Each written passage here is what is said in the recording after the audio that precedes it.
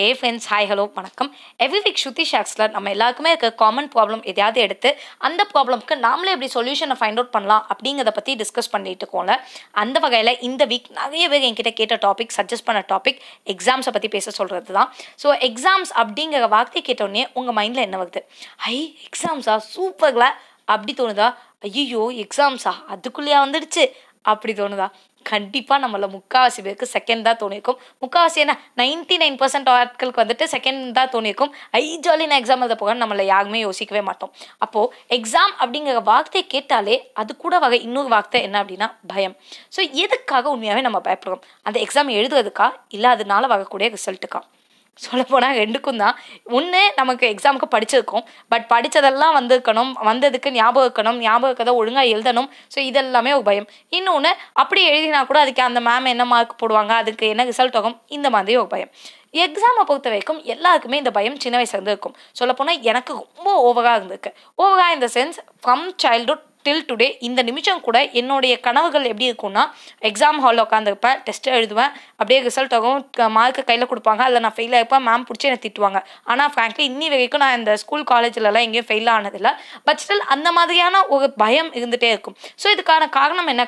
கனவுகளுக்கான காரணம் என்னென்னா, எங்கேயோ சப்கான்ஷியஸ் மைண்டில் நம்மளோட பயம் என்னெல்லாம் இருக்கோ அதெல்லாம் தான் நம்ம கனவை எடுத்துகிட்டு வரும் அப்படின்னு சொல்கிறாங்க. ஸோ அந்த பேசிஸில் கண்டிப்பாக எனக்கு எக்ஸாமை பற்றின பயம் எந்த அளவுக்கு என் மனசில் போயிருக்கு அப்படிங்கிறது இதில் உங்களுக்கு தெரியும். ஸோ ஓகேப்பா, ஸ்கூல் காலேஜஸை கண்டிப்பாக இந்த பயம் எல்லாருக்குமே இருக்கும் தான். பட் அதை தாண்டி எக்ஸாம்ஸ்க்கான பயம் அப்படிங்கிறத நான் எப்படி ஓவர்டேக் பண்ணணும் அப்படிங்கிறதான நம்மளோட கொஸ்டினாக இருக்குது. இதுக்கு பல விஷயங்கள் இருக்குது. ஒன்று, அந்த எக்ஸாமாவே அப்ரோச் பண்ணினா பெட்டராக இருக்கும். அண்ட் அந்த எக்ஸாமை தாண்டி போஸ்ட்டாக அந்த எக்ஸாமுக்கு ரிசல்ட் எப்படி வரும், இதனால என்ன ஆகும்? இப்போ என்னோட 12th எக்ஸாமு 10th எக்ஸாம்லாம் இருக்கும் போது என்னோட எய்ம்லாம் என்ன அப்படின்னா செஞ்சுரி, அவ்வளோதான். 100 on 100, வேறு எதுவுமே கிடையாது. So 12th 200 on 200. ஸோ அதில் இன்கேஸ் ஏதாச்சும் ஒரு 1 மார்க் தெரியலனா கூட, ஐயோ 1 மார்க்கே தெரியலையே, நான் என்னடா பண்ணுவேன், எனக்கு அவ்வளோதான் போச்சு, 1 மார்க் தெரியல அப்படின்னா என்னோட கட் ஆஃபில் இவ்வளோ கம்மியாகிடும். கட் ஆஃப் இவ்வளோ கம்மியாகிடுச்சுன்னா அண்ணா யூனிவர்சிட்டி போயிடும். அதில் அண்ணா யூனிவர்சிட்டியே கிடைச்சாலும் ஈசி டிபார்ட்மெண்ட் கிடைக்காது. நான் என்னடா பண்ணுவேன்? இவ்வளோ போஸ்ட் ப்ரொடக்ஷன்ஸ் ஒர்க்ஸ் போயிட்டே இருக்கும். இது நமக்கு தேவையா? கண்டிப்பாக தேவையில்லை. ஆனால் இந்த இதை நம்ம செய்வோம். நம்ம செய்யாதீங்க அப்படின்னு சொன்னாலும் நம்ம கண்டிப்பாக செய்வோம். ஓகே, ஸோ இதை பற்றி பேசுகிறதுக்கு அப்போது உனக்கு என்ன ரைட்ஸ் இருக்குது அப்படின்னு தானே கேட்குறீங்க. எஸ், பர்சனல் எக்ஸ்பீரியன்ஸ் எக்கச்சக்கமாக இருக்குது. ரைட் ஃப்ரம் சைல்ட்ஹுட் நான் எழுதின எல்லா எக்ஸாமுமே இந்த நிமிஷம் வரைக்கும் சின்சியராக தான் எழுதியிருக்கேன். அது மிட் டேர்ம் டெஸ்ட்டாக இருக்கட்டும், இல்லைனா ஹாஃப் இயர்லி, குவார்ட்டர்லி, என்ன டெஸ்ட்டாக இருக்கட்டும், கண்டிப்பாக சின்சியராக தான் எழுதியிருக்கேன். அந்த அளவுக்கு நான் பயந்துருக்கேன் எல்லா எக்ஸாமுக்குமே. ஈவன் நம்ம சொல்லப்போனால் ஹார்ட்லி நான் எக்ஸாம்ஸ்க்குலாம் படிக்காமல் போன எக்ஸாம்ஸ். ஓகே, 95% ஆஃப் எக்ஸாம்ஸ்க்கு படிச்சுட்டு தான் போயிருப்பேன். ஸோ படிச்சுட்டு அப்படிங்கும்போது லாஸ்ட் மந்த்தில் படித்தாலும் ஓகே, பட் ஸ்டில் படிச்சிருப்பேன். ஸோ அந்த அளவுக்கு சின்சியராக தான் எல்லா எக்ஸாம்ஸும் எழுதியிருக்கேன். சரிப்பா, நீ ஸ்கூல் காலேஜை பற்றி பேசுகிற, மற்றபடி காம்படிட்டிவ் எக்ஸாம் கணக்குக்கு வா அப்படின்னு தான் சொல்கிறீங்க. எஸ், அதுக்குமே ஒரு செம்ம ரெக்கார்டு வச்சுருக்கேன். டிஎன்பிசி குரூப் 4 3 வாட்டி எழுதியிருக்கேன். டிஎன்பிசி குரூப் 2A 1 டைம் எழுதியிருக்கேன். குரூப் 2 1 டைம் எழுதியிருக்கேன். எஸ்எஸ்சி சிஹெச்எஸ்எல் 1 டைம் எழுதியிருக்கேன். சிஜிஎல் 1 டைம் எழுதியிருக்கேன். ஐபிபிஎஸ்பிஓ 1 டைம் எழுதியிருக்கேன். போதும் லிஸ்ட் ரொம்ப லென்த்தாக போதும் தானே நினைக்கிறீங்க. இன்னும் இல்லைங்க, இன்னும் முடிக்கலை. யூபிஎஸ்சி கூட எழுதியாச்சு. ஸோ இதுவும் 1 டைம் எழுதியாச்சு. இப்போ இத்தனை எக்ஸாம்ஸ் எழுதியிருக்கலாம், எல்லாமே ஃபெயில்டு போச்சு. Total collapse. அப்போது இன்னத்துக்கு என்னோட மென்டாலிட்டி எப்படி இருக்கும்னு கொஞ்சம் யோசிப்பாங்க. இத்தனை எக்ஸாம் நான் எழுதியிருக்கேன், இவ்வளோ இதுவும் நான் போய் பண்ணியிருக்கேன், அண்ட் இதுக்காகலாம் நான் ப்ரிப்பரேஷன் கொடுத்துட்டு தான் போயிருக்கேன். மேபி இந்த ஐபிபிஎஸ்க்குலாம் மேபி ப்ரிப்பேர் பண்ணலன்னு வச்சுக்கோங்களேன். அதாவது ஆப்டிடியூட் அப்படின்னு ப்ரிப்பேர் பண்ணிப்போம், பட் எக்ஸாம் ஓரியன்ட் ப்ரிப்பரேஷன் அப்படிங்கிறது இல்லைன்னு வேணால் வச்சுக்கலாம். மற்றபடி எல்லா எக்ஸாமுக்குமே சின்சியரான ப்ரிப்பரேஷன் இருந்திருக்கு, ப்ராக்டிஸ் டெஸ்ட் இருந்திருக்கு, மார்க் டெஸ்ட் இருந்திருக்கு. இருக்கிற எல்லா டெஸ்ட்டுமே அட்டன் பண்ணிட்டு தான் எக்ஸாம் ஹால்குள்ளே போயிருக்கேன். ஆனால் இதுக்குமே அடுத்த லெவலில் கிளியர் பண்ணல. இதுக்கும் குரூப் 4லலாம் நான் typing, lower, higher, English, Tamil எல்லாமே முடிச்சாச்சு. ஸோ அப்படி இருக்கும் போது நெருங்கி போச்சோ இல்லைனா மொத்தமாக போச்சோ அது நமக்கு பிரச்சனையே இல்லை, எல்லாமே ஃபெயிலியர். அப்போது என்னோட மென்டாலிட்டி எப்படி இருக்குன்னு உங்களுக்கு தெரியுதா? ஆனால் எனக்கு அந்த அளவுக்குலாம் இல்லை, கொஞ்சம் கான்ஃபிடென்ஸ் இருக்குது. ஏன் தெரியுமா? இந்த எல்லா கலைபுரத்துக்கு நடுவில் கேட்டெல்லாம் கூட எழுதினேன். இதுக்கும் எனக்கும் சம்மந்தமே இல்லை இப்போதைக்கு. லைக் நான் இன்ஜினியரிங் பண்ணது கம்ப்யூட்டர் சயின்ஸ் தான். பட் அதுக்கப்புறம் 1 இயர் கழிச்சு தான் நான் கேட் 2018 அட்டன் பண்ணேன். ஓகே, கேட் 2018 எனக்கு பெருசாக படிக்க அளவுக்கு இல்லை, ஏன்னா நான் யூபிஎஸ்சிக்காக படிச்சுட்டு இருக்கேன். ஸோ அதுக்கு படிக்க வேண்டியதே எக்கச்சக்கமாக இருக்குது. மேபி ஆப்டிடியூட் மட்டும் கேட் ரிலேட்டடாக பார்த்துட்டு அப்படியே எக்ஸாம் ஹால்குள்ளே போயாச்சு. மைண்ட் ரொம்ப பிளாங்காக இருக்குது. எனக்கு கன்ஃபார்மாக தெரியும் கேட்லாம் கிளியர் ஆகாதுன்னு. ஏன்னா ஊரில் உள்ள எல்லாருமே சொன்னது சொன்னது என்னன்னா, ஐயோ கிரேட்டா கிளியர் பண்ணுறதுலாம் கொஞ்சம் கஷ்டம்ப்பா, அதுக்குன்னு கோச்சிங்லாம் போகணும் தெரியுமா, அதுக்குன்னு இவ்வளோ படிக்கணும் தெரியுமா அப்படிலாம் தான் சொன்னாங்க. நான் தான் கண்டுக்கவே இல்லை. சரி இப்போ நம்ம எப்படியும் காசு கட்டிட்டோம் தெரியாதனமா, எழுதுறதை எழுதுவோம், பகது பார்த்துக்கலாம் அப்படிங்கிற மென்டாலிட்டியில் தான் போனேன். ஆனால் ஒரு மெடிக்கல் மிராக்கிள் நடந்துச்சு. என்ன தெரியுமா, நான் கேட்டை கிளியர் பண்ணிட்டேன். இதுதான் எப்படி நடந்துச்சு அப்படிங்கிறது யாருக்குமே தெரியாது. ஆனால் நான் கேட்டை கிளியர் பண்ணிட்டேன். ஸோ இதுதான் வந்து என்னோட லைஃப்பில் ஒரு டேர்னிங் பாயிண்ட்டை கொடுத்த one of the important thing. என்ன அப்படின்னா, இந்த எக்ஸாமுக்காக நம்ம எதுவுமே படிக்கலை, கன்ஃபார்மாக படிக்கலாம். அண்ட் அதுக்குன்னு உள்ள மற்ற எந்த விஷயங்களுமே நம்ம பண்ணல. கொஸ்டின் பேப்பர்ஸ்லாம் கூட பார்த்தது கிடையாது. ஆனால் எப்படி இந்த எக்ஸாம் கிளியர் ஆச்சு அப்படிங்கிறத நான் அனாலிசிஸ் பண்ணேன். அண்ட் கிளியர் ஆச்சு அப்படின்னா கரெக்டாக கட் ஆஃப் எடுத்துலாம் இல்லை, கொஞ்சம் 5 மார்க் சேர்த்து போட்டு எடுத்து தான். அதனால வேலைக்கு போகல, அதெல்லாம் வேறு விஷயம். பட் ஸ்டில் இது கிளியர் ஆகுது அப்படின்னா அப்போ அந்த இடத்துல ஏதோ ஒன்று பிளே ஆயிருக்கு. அது என்ன அப்படின்னு யோசிச்சேன். அப்போ தான் எனக்கு ஒரு விஷயம் தெரிஞ்சிச்சு. எந்த ஒரு எக்ஸாம்னாலுமே அதுக்கு தேவை உங்களோட நாலேஜ் கிடையாது. அதாவது நாலேஜ் மட்டும் கிடையாதுன்னு வச்சுக்கோங்களேன்.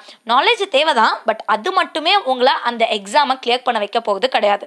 அதை தாண்டி ரொம்ப அதிகப்படியாக தேவை என்ன அப்படின்னா, உங்களோட ஃபியர்லெஸ்னஸ் அண்ட் கான்ஃபிடென்ஸ். உங்கள் கான்ஃபிடென்ஸ் லெவல் எந்த அளவுக்கு இருக்குது, உங்களோட ஃபியர்லெஸ்னஸ் எந்த அளவுக்கு இருக்கோ, இதுதான் உங்களை எந்த ஒரு எக்ஸாமையும் கிளியர் பண்ண வைக்க போகுது. சரிப்பா, இதை நீ சொல்கிறத ஓகே, கேட்கறதுக்கு ஏதோ நல்லா தான் இருக்குது, இருந்தாலுமே இது என்ன எனக்கு ஒன்றும் ஐடியா இல்லையே அப்படின்னு தானே நீங்கள் யோசிக்கிறீங்க. ஓகே, அந்த கணக்குக்கு வரேன். இப்போ இதுக்கு முன்னாடி எழுதின எல்லா எக்ஸாமுமே சம்வேர் ரிலேட்டட் டு ஜாப் போகிற மாதிரி, இல்லைனா அது ரிலேட்டடாக இருக்கும். இது வந்து ப்ரிலிமினரி லெவலாக இருக்கும், செகண்ட் லெவல், தேர்ட் லெவல்லாம் போகிற மாதிரி இருக்கும். அதுக்குன்னு ஒரு ப்ரிப்பரேஷன் போயிருக்கும், எல்லாமே பண்ணியிருக்கோமா? ஸோ இதெல்லாம் நம்மளோட மைண்டில் இருக்கா? அந்த ஸ்ட்ராட்டஜி அது இது கண்டத்தையும் போட்டு மைண்டில் குழப்பிட்டு போய் தான் அந்த எக்ஸாம் எழுதியிருப்போமா? எழுதினது எல்லா டைமுமே கண்டிப்பாக எங்கேயோ ஒரு இடத்துல நான் ரிசல்ட்டை பற்றி யோசிச்சிருக்க வாய்ப்பு இருக்குது. சரி, இதை நல்லபடியாக எழுதிக்கணும், ரிசல்ட் வந்துக்கணும்னு எல்லா எக்ஸாமும் சின்சியராக தான் எழுதினேன், இன்க்ளூடிங் கேட்டுக்கு ஒன்றுமே படித்ததில்லை. பட் அந்த 3 years அந்த ஹாலில் உட்காரும்போது கண்டிப்பாக சின்சியராக தான் இருந்திருக்கேன். ஸோ எல்லா எக்ஸாம்லேயும் சின்சியாரிட்டியில் ஓகே, எந்த விதமான டிஃப்ரென்ஸும் இல்லை. பட் எல்லா எக்ஸாமுக்கும் ஒரு சின்ன ஆசையாக இருக்கும். அதாவது நம்ம பெருசாக ரிசல்ட்டை பற்றி யோசிக்கலனா கூட குட்டியோண்டு ஆசை இருக்கும். சரி, இந்த எக்ஸாம் கிளியர் பண்ணிட்டோம் அப்படின்னா நம்ம அடுத்து பெரிய ஆளாயிடலாம் அப்படிங்கிற ஒரு ஆசை இருக்கும்ல. அந்த ஆசை இல்லாத எக்ஸாம் எதுவாக இருந்துச்சுன்னா அந்த கேட் 2018 தான். ஏன்னா நான் ப்ரிப்பரேஷன் ஒழுங்காக இல்லை அப்படிங்கிற தாட்டு. ஆனாலும் கிளியர் ஆச்சு. கிளியர் ஆனது மெடிக்கல் மிராக்கிள்லாம் கிடையாது. 4 வருஷம் வாங்குவாங்கன்னு இன்ஜினியரிங்கில் போய் என்னத்தை தான் படித்தேன், இதை படிச்சிருக்கேன். ரிவிஷன் இல்லை, அது வேணால் வச்சுக்கலாம். பட் ரிவிஷன் இருந்திருந்தால் மேபி இன்னும் 20-30 மார்க் கூட சேர்த்து எடுத்துகிட்டு பாஸ் பண்ணியிருக்கலாம். ஸோ ரிவிஷன் இல்லாததுனால ஏதோ ஒன்று பாஸ் ஆகிருக்கும். பட் பாஸ் அப்படின்னா தான் ஆகும்ல. யூபிஎஸ்சிலையோ இல்லைனா இந்த நம்ம எழுத போகிற குரூப் 1 எக்ஸாம்ஸ்லையோ நம்ம என்ன யோசிக்கிறோம், இந்த கட் ஆஃபை மீட் பண்ணிக்கணும் அப்படின்னு தானே யோசிக்கிறோம். யாரும் செஞ்சுரி எடுத்துக்கணும் அப்படிலாம் யோசிக்கவே இல்லைல்ல. ஸோ அந்த ஒரு பேசிஸில் பார்க்கும்போது கண்டிப்பாக ரிசல்ட் ஓரியன்டாக யோசிக்காமல் இருந்த ஒரே காரணத்தினால தான் அந்த கேட்டு கிளியர் ஆயிருக்கு அப்படிங்கிறத நான் ஃபைண்ட் அவுட் பண்ணேன். பட் இதெல்லாம் கண்டுபிடிச்சும் கூட யூபிஎஸ்சி அந்த வருஷம் போக தான் செஞ்சிச்சு. But never mind. ஏன்னா யூபிஎஸ்சி எழுதும் போது என்னோட யூபிஎஸ்சி எக்ஸ்பீரியன்ஸ் ஆல்ரெடி வந்து ஒரு வீடியோ இருக்கும். இல்லைனாலும் நான் அப்புறமா யூபிஎஸ்சி எக்ஸாமுக்கு கிட்ட வரும்போது நான் கண்டிப்பாக அதை ஷேர் பண்ணிக்கிறேன். இப்போதைக்கு அதெல்லாம் நான் உங்கள்கிட்ட சொல்லி அந்த வர்த்தத்தெல்லாம் வந்து உங்ககிட்ட ட்ரான்ஸ்ஃபர் பண்ணுறதுக்குலாம் விரும்பலை. அது ஒரு கேவலமான விஷயம், அதை விட்டுறலாம். பட் எல்லாத்துக்கும் காரணம் நம்மளுடைய பயம், நம்மளுடைய அந்த தன்னம்பிக்கை இன்மை தான். ஓகே, ஸோ இதை நம்ம எப்படி வந்து டேக்கிள் பண்ணணும் அப்படிங்கிறத பார்க்கணும். சிம்பிளான ஒரு கான்செப்ட் சொல்கிறேன், நல்லா கேட்டுக்கோங்க. இதுதான் ரொம்ப இம்பார்ட்டன்ட். நம்மக்கிட்ட தன்னம்பிக்கை இல்லை அப்படின்னா ஃபஸ்ட்டு பயம் வரும். தன்னம்பிக்கை இல்லை அப்படின்னா குழப்பம் வரும். தன்னம்பிக்கை இல்லை அப்படின்னா தடுமாற்றம் வரும். எப்போ உங்களுக்கு பயமோ குழப்பமோ தடுமாற்றமோ வருதோ அப்போது உங்களுடைய செயல்களில் செயல்திறனானது குறையும். செயல்திறன் எப்போ குறைய ஆரம்பிக்குதோ அப்போது தோல்வி வந்து சேரும். எப்போ நம்மக்கிட்ட தோல்வி வந்து சேருதோ அப்போது ஒரு முறை தோற்றவனுக்கு மறுபடியும் தோற்று விடுவோமோ அப்படிங்கிற எண்ணம் உருவாகும். இந்த எண்ணமே அவனை மறுபடியும் தோல்வியை நோக்கி தள்ளும். இதுதான் விஷயம். ஸோ எந்த ஒரு விஷயமா இருந்துட்டு போட்டுமே உங்களுக்கு தேவை அப்படிங்கிறது உங்களுடைய தன்னம்பிக்கை மட்டும்தான். உங்கள் தன்னம்பிக்கை இல்லை அப்படின்னா தான் உங்களுக்கு பயம், குழப்பம், தடுமாற்றம் எல்லாம் வந்து அதனால தான் உங்கள் செயல்திறன் குறையுதே தவிர மற்றபடி ஒன்றுமே கிடையாது. ஸோ பயப்படவே கூடாது. அப்படின்னா நமக்கு தேவை கான்ஃபிடென்ஸ், 100% கான்ஃபிடென்ஸ். எனக்கு தெரிஞ்சது தான் வரப்போகுது. நான் படிக்கலைன்னா என்ன, எனக்கு தெரிஞ்சது தான் வரும். சரி, எனக்கு தெரியாததும் வந்துருச்சு, வந்தால் என்ன, என்னால் முடிஞ்சதான் நான் எழுதுவேன். நான் கிளியர் பண்ணலன்னா என்ன பண்ணுவேன், அதை பற்றி எனக்கு ஒன்றும் பிரச்சனை இல்லை. எழுதுறதா நல்லா எழுதுறேன், மற்றது எதுவும் என் கையில் இல்லை, அதெல்லாம் அப்புறம் பார்த்துக்கலாம். இப்போதைக்கு நான் நல்லபடியாக எழுதுறேன். இந்த கான்ஃபிடென்ஸை பில்ட் பண்ணிட்டோம் அப்படின்னா கண்டிப்பாக நம்மளால் எந்த எக்ஸாம்னாலும் கிளியர் பண்ண முடியும். ஸோ நீங்கள் ப்ரிப்பரேஷன் அப்படிங்கிறது இம்பார்ட்டன்ட் தான். ப்ரிப்பரேஷன் 50%னா on date performance 50%. So on date performance நீங்கள் நல்லபடியாக கொடுக்கணும் அப்படின்னா அந்த 50% கூட போயிட்டு போகுது. இந்த 50% கான்சன்ட்ரேட் பண்ணி ஒழுங்கான பர்ஃபார்மன்ஸை உங்களால் கொடுக்க முடியும். ஓகே, அண்ட் இதெல்லாம் விட தன்னம்பிக்கையான ஒரு பர்சனை இப்போ நம்ம ரீசெண்டாக எல்லாருமே பார்த்துருக்கோம். ஸோ யார் அவர் அப்படின்னா நம்மளோட அபிநாதன் தான். ஸோ எவ்வளோ பேர் நம்ம அந்த அவரோட இமேஜஸ் அந்த வீடியோஸ் எல்லாமே நீங்கள் பார்த்தீங்கன்னா ஒரு துளி கூட பயம் கிடையாது. அந்த கண்ணில் கூட அந்த பயம்லாம் நமக்கு தெரியல. அவ்வளோ கான்ஃபிடென்ட்டான ஒரு பர்சனை நம்ம கண்ட்ரிக்கே வந்து அப்படியே ஒரு பயங்கர கூஸ் பம்ப்ஸ் மொமெண்ட்ஸாக இருந்துச்சுல்ல. வந்துட்டாங்க அப்படின்னு சொல்லி எவ்வளோ சந்தோஷப்படுறோம். எவ்வளோ ஆட்டம் பாட்டம் கொண்டாட்டம் எல்லாமே இருக்குது. பட் எல்லாத்துக்கும் காரணம் என்ன அப்படின்னா கடைசி நிமிஷம் அவர் ஹோப்பை விடவே இல்லை.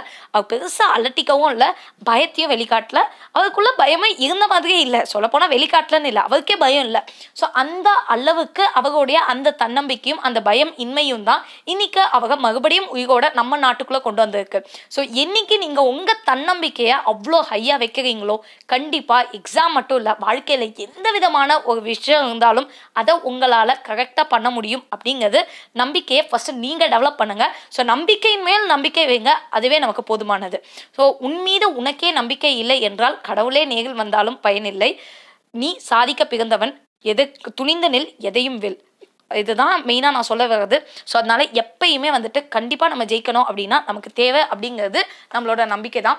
உயிர் போக நிலைமையே வந்தால் கூட நம்மளோட நம்பிக்கையை கைவிடாமல் இருந்தோம் அப்படின்னா நம்மளால் ஜெயிக்க முடியும். அதுக்கு லைவ் எக்ஸாம்பிள் நம்ம இப்போ ரீசெண்டாகவே பார்த்துருக்கோம். ஸோ அந்த கான்ஃபிடென்ஸை ஹோல்ட் பண்ணுங்கள், அந்த கான்ஃபிடென்ஸோட ப்ரொசீட் பண்ணுங்கள், ஸ்மைல் பண்ணுங்கள். உங்கள் லைஃப் உங்களுக்கு நல்லதே தான் கொடுக்கும் அப்படின்னு ஸ்மைல் பண்ணுங்கள். ரிசல்ட்டை பற்றி யோசிக்காமல் எப்பயுமே கான்ஃபிடென்ட்டாக ஒரு எக்ஸாமை நீங்கள் வந்துட்டு அப்ரோச் பண்ண ஸ்டார்ட் பண்ணீங்க அப்படின்னா டெஃபினட்டாக உங்களால் முடியும் அப்படிங்கிற கான்ஃபிடன்ஸ் எனக்கு இருக்குது. ஸோ உங்கள் மேலே நீங்கள் கான்ஃபிடன்ஸ் வச்சுருக்கீங்களோ இல்லையோ, நான் கான்ஃபிடன்ஸ் வச்சுருக்கேன். ஏன்னா இவ்வளோ பொறுமையாக உட்காந்து இதெல்லாம் கேட்கறதுக்கு தலையெழுத்தே அப்படின்னு தான் இருக்கும். பட் ஸ்டில் நீங்கள் கேட்டிருக்கீங்களா? ஸோ கண்டிப்பாக எனக்கு உங்கள் மேலே கான்ஃபிடன்ஸ் இருக்குது. நீங்கள் ஜெயிக்கணும் அப்படிங்கிற அந்த வெறியை கண்டிப்பாக ஹோல்ட் பண்ணுறீங்க. So all the very best. இதே கான்ஃபிடன்ஸோட உங்களோட அடுத்த எல்லா எக்ஸாம்ஸையும் நீங்கள் அப்ளை பண்ணுங்கள், ட்ரை பண்ணுங்கள். உங்களால் முடிஞ்ச பெஸ்ட்டை கொடுங்க. கண்டிப்பாக உங்களுக்கு நல்லதே வந்து சேரும். All the very best. And இதுக்கு மேலே உங்களுக்கு ஏதாச்சும் டாபிக் சஜஷன்ஸ் இருந்துச்சு அப்படின்னா ப்ளீஸ் டூ சேமி இந்த காமெண்ட்ஸ் பிலோ ஸோ தட் எல்லாருக்கிட்டையும் அதை பற்றி நம்ம ஷேர் பண்ணிக்கலாம். தேங்க்யூ.